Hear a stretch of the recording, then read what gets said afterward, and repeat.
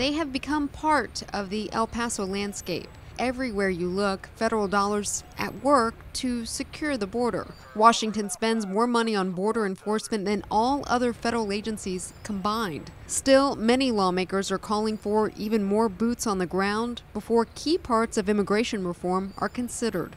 Real reform means stronger border security, comprehensive, common sense reform. We must do at least three things. Further strengthen border security. This idea that we need more is just absurd. I mean, it's ridiculous. I think we had done so much already.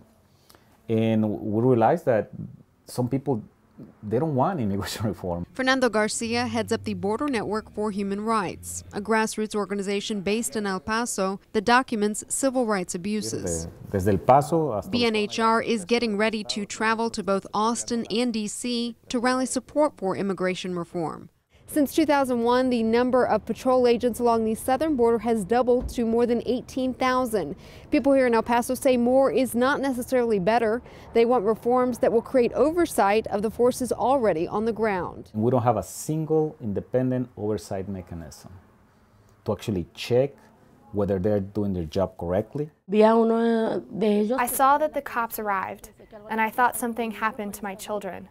And that's why I opened the door. This woman, who asked we not reveal her identity, got a knock on the door from authorities last year when she was 5 months pregnant. I asked them why they were violating my rights. She said, I know that I'm not here legally, but I still have rights. She says the stress of the situation caused her to start having contractions. They got all the way into the bedroom with their guns drawn, yelling something in English that I couldn't understand because I don't know English. The woman says Border Patrol agents eventually took her to an area hospital, but they were verbally abusive, limiting how long family could visit, who could talk to her, what she could eat and drink. When she refused to sign voluntary deportation papers, they released her from their custody on the condition she hire an attorney.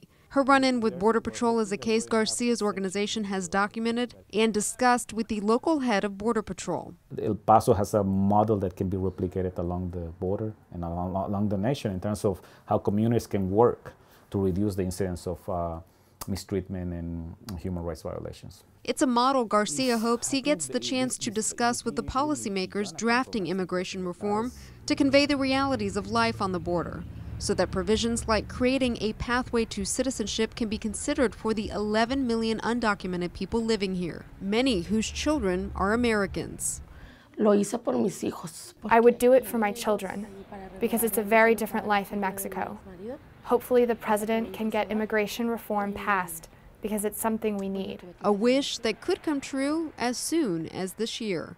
Reporting in El Paso, this is Alana Rocha for the Texas Tribune.